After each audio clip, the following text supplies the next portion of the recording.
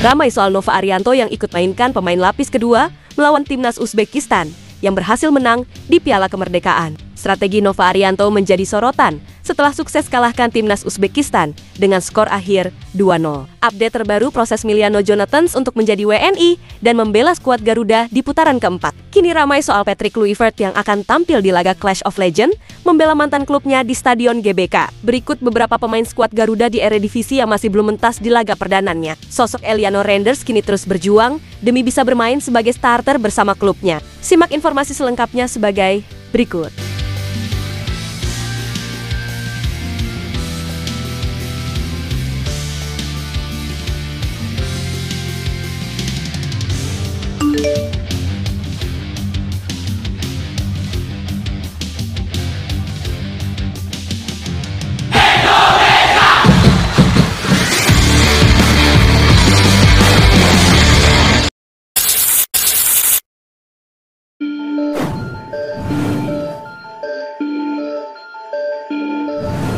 Pertandingan prestisius akan tersaji di Stadion Utama Gelora Bung Karno, Jakarta pada 27 September mendatang, di mana legenda Barcelona akan bertarung melawan legenda Real Madrid di tanah air. Pertarungan antara para legenda El Clasico itu diberi tajuk Clash of Legends, di mana para penggemar nantinya bisa menyaksikan sosok legendaris seperti Pepe hingga Carlos, Puyol, dan juga banyak lagi lainnya yang akan datang ke Jakarta. Menariknya, pelatih timnas Indonesia yaitu Patrick Kluivert pun dipastikan akan bergabung dengan para legenda Barcelona yang akan menghadapi legenda Real Madrid di Jakarta ini. Hal itu dipastikan oleh media sosial resmi Clash of Legends itu sendiri. Patrick Kluivert resmi bergabung dengan jajaran pemain terbaik Clash of Legends, bunyi pernyataan resmi mereka. Mesin gol Belanda, pemenang Liga Champions dan ikon Barcelona ini akan memeriahkan GBK pada September ini bersama nama-nama besar sepak bola sambung Clash of Legends. Ya, sosok Carlos Puyol pun tidak sabar untuk berlaga di Clash of Legends di Stadion GBK. Apalagi Puyol belakangan ini kerap mendengarkan cerita mengenai sepak bola Indonesia dari Patrick Kluivert. Mengenai sepak bola Indonesia, saya kenal baik dengan Patrick Kluivert. Saya mendengar banyak cerita mengenai sepak bola Indonesia dari Patrick, ujar Carlos Puyol dalam sesi konferensi persnya.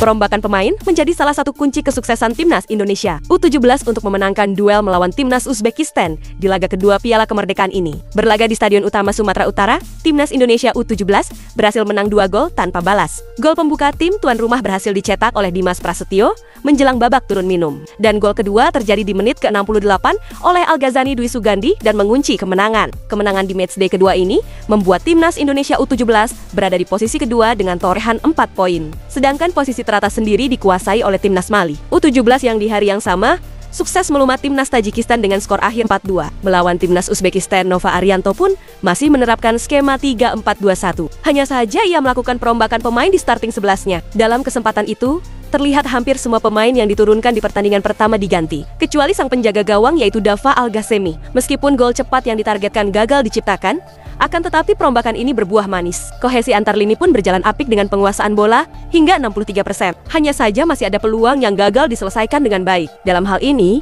ketenangan masih menjadi pekerjaan rumah, di mana di menit ke-45 tambah 2 misalnya, di mana bola yang ditendang Raffi Rashid tidak menemui sasaran, alias melambung di atas mister lawan. Pun begitu dengan tembakan pemain pengganti seperti Evandra Florasta di menit ke-53. Secara keseluruhan, penampilan skuad Garuda Muda memang jauh lebih oke dari sebelumnya. Ya, dalam hal ini, wajar saja jika Nova Arianto senang dan bangga terkait kerja keras anak asuhnya. Secara umum, kami senang dan puas dengan penampilan anak akan dari 2 laga yang sudah kami jalani di Piala Kemerdekaan ini. Hasilnya cukup memuaskan, kata Nova Arianto. Ya, namun, kemenangan tidak membuat Nova Arianto terlena. Mengingat Piala Kemerdekaan ini merupakan ajang pemantapan menjelang Piala Dunia U17 di Qatar nanti. Piala Kemerdekaan ini juga sebagai ajang uji coba sebelum menghadapi Piala Dunia nanti. Makanya kami tekankan kepada semua pemain agar bermain maksimal di setiap laga. Saya yakin semua pemain bisa lebih berbenah agar bisa lebih baik lagi, terang Nova Arianto.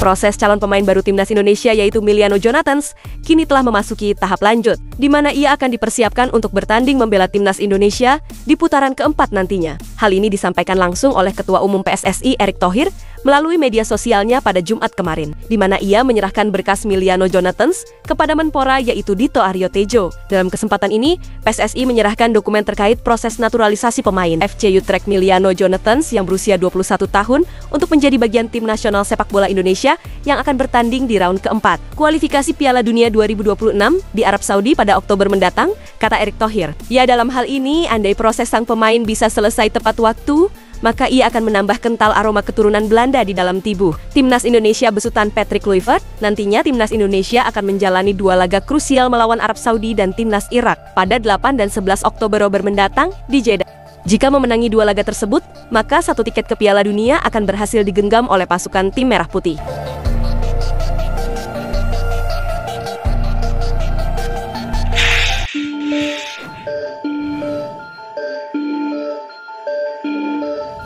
Karir pemain timnas Indonesia yang merumput di Eropa kini disebut tidak sepenuhnya mulus. Ya, tengok saja apa yang dialami oleh Mads Hilgers, Tom Hay, dan juga Iver Jenner di Eredivisie Belanda di musim ini. Bukannya menorehkan catatan positif, akan tetapi ketiganya justru masuk ke dalam daftar pemain timnas Indonesia yang tidak bermain di pekan pertama Eredivisie musim ini. Lantas apa yang membuat mereka tidak tampil? Ya, dalam hal ini tentu ini menarik kita ulas. Ya, di pekan pertama Eredivisie sosok Mads Hilgers misalnya tidak masuk ke dalam daftar FC20. Hal ini disebabkan lantaran rumor yang berhembus kencang tentang niat bintang timnas Indonesia itu yang ingin hengkang di bursa transfer musim panas ini. Klub Premier League misalnya seperti Crystal Palace kini awalnya dikabarkan siap menebus biaya kepindahan Mads Hilgers yang senilai 123,2 miliar. Laporan ini heboh setelah akun X Laimikpack mengklaim bahwa negosiasi antara Crystal Palace dan FC Twente untuk menebus kontrak Mads Hilgers tengah berjalan intensif. Namun hingga saat ini belum ada tanda-tanda mengenai kepindahan sosok Mads Hilgers. Bahkan, Direktur Teknik FC Twente pun justru memberikan pernyataan yang membingungkan, di mana ia mengaku tidak mengetahui perihal negosiasi dengan pemainnya dengan Crystal Palace. Lalu bagaimana dengan sosok Tom Hay dan Iver Jenner? Ya, Tom Hay sendiri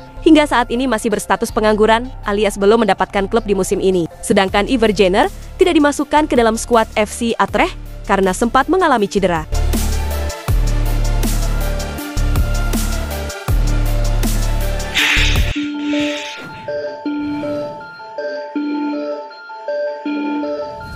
Sosok Eliano Reinders diketahui masih belum mendapatkan kepercayaan untuk tampil sejak menit pertama, di mana sang bintang tim Merah Putih itu kembali menjadi pengganti Dylan Bayo di kandang Telstar. Ya, PES Kesbala melanjutkan awal musim ini dengan hasil manis setelah mengalahkan tim promosi, yaitu Telstar dengan skor akhir 2-0. Penggawa timnas Indonesia yaitu Eliano Reinders pun mengawali pertandingan ini dari bangku cadangan. Sang pelatih yaitu Henry van der Vet baru memasukkan Eliano untuk menggantikan Dylan Bayo di menit ke-71, di mana pergantian ini sama seperti di laga sebelumnya ketika menaklukkan FC Twente. Ya, hal ini tentu menjadikan PES Vela melalui 2 laga pertamanya dengan kemenangan, di mana torehan ini lebih baik dibandingkan di musim kemarin, di mana mereka mengawalinya dengan 1 kemenangan dan 1 kekalahan. Dalam hal ini, sosok Eliano pun harus berusaha lebih keras lagi untuk menarik perhatian sang pelatih agar bisa dimainkan sejak menit pertama ketika menjalani laga tandang berikutnya.